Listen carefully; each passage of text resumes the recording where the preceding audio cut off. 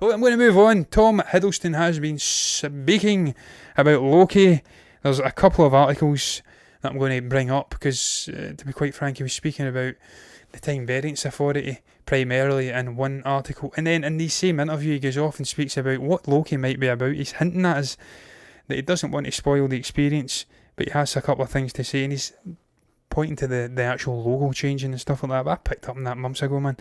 So I can't get this fucking article Collider or a joke on the mobile.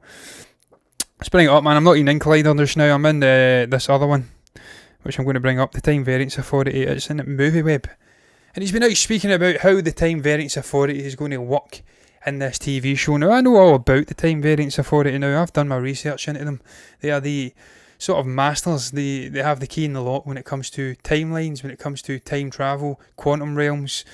They control all the various different timelines and make sure everything is in an orderly manner. So when this guy brushes with them, it's going to be interesting, to say the least. And this is what you're getting from the quote. This is what Tom's had to say. The trailer shows a face-to-face with Time Variance Authority and the fame of Owen Wilson. The TVA, an organisation that governs the order of time, like I just fucking said. Pretty big institution, substantial responsibility to make sure that time unfolds accordingly to predetermined lines. Tom just has a rhyme to him though, doesn't he? He speaks better. That's that Eton education coming out. He just speaks better English, doesn't he? He's a good half Scotsman though, so I'll not lay into Tom too much for getting educated in the best establishment that money could buy. If I had the money, I'd have wanted to have gone and get educated in Eton as well, believe me. But he says this: so you have an institution that represents order and a character that represents chaos. Therein begins the drama. I love it. Order, chaos, classic. Unstoppable force meets an immovable object.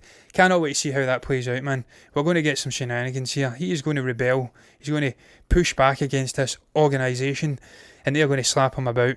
And ultimately we'll get not the Loki we had in Infinity War that died, that was mellowed and was kind of friendlier to his brother Thor.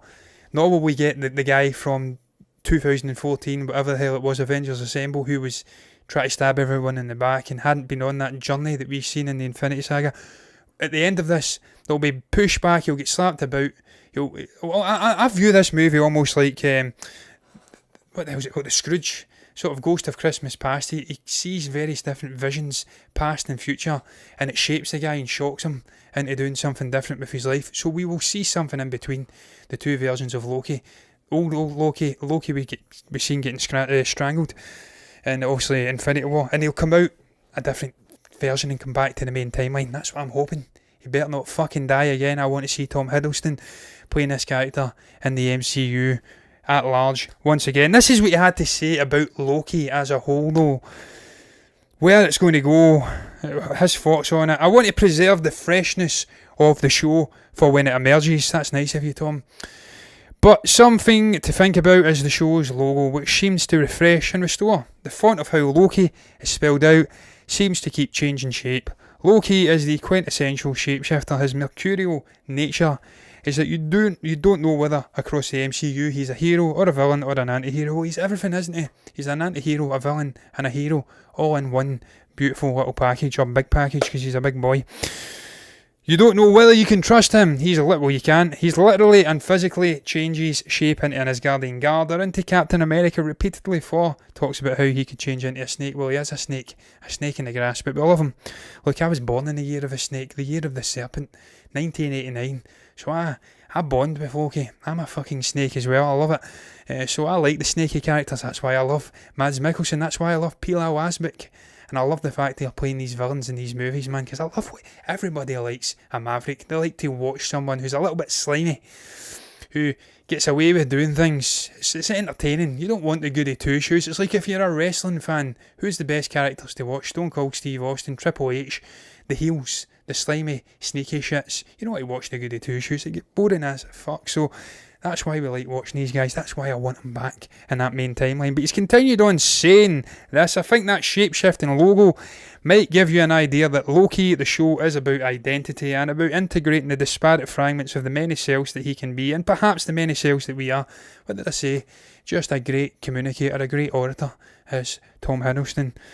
He's a cream of the crop. He's a cut above the rest of the Marvel actors. Well, I tell you what, Chris Evans can handle himself. He's got a wide variety of vocabulary as well. I seen that when he done the article or the interview with Scarlett Johansson. So there's a couple of witty, good orators. Robert Downey Jr.'s not too bad himself, but I tell you what, Tom's right up there. He's Benedict as well.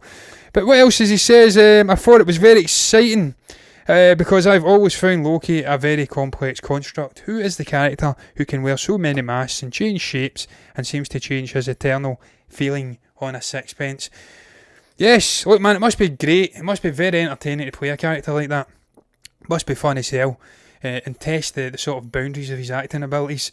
Especially when you're doing things like this, you're going back in time and doing a different version of a character. He's having to confront his actions. And I presume that's what we're going to get in this. The time variance authority, they can go back and flip back and forth between different timelines and show him some stuff. That's what I hope we're going to get. I keep saying I hope it's like a Scrooge out of Christmas period though. It's not fucking Christmas, it's coming out. That's what I want to see, and it must be entertaining as hell for Tom to come back to this character. He certainly has an abundance of offers. He will not have to come back and portray this character. He's doing it because he loves the character, because there's obviously something gravitating him towards this script. It must be dynamite. I keep saying it. The array of different TV shows that Marvel are giving us, Disney are giving us, it's amazing to watch, man. You see WandaVision, it's zany, witchcraft, sort of 1950s TV shows. It's different to anything we've ever seen in this universe. Then you go into Falcon and the Winter Soldier, and it's a thriller, traditional sort of action stuff that we've seen with the Marvel products before, but it's different as well, because we're looking at these side characters and we're looking into their souls and we're balancing racial themes and stuff like that. Then you get this, and it's different again. That is the beauty of TV. The movies have to hit the numbers, they have to earn the money at the box office. You're constricted to what you can do with them. TV, you can do anything you want, man.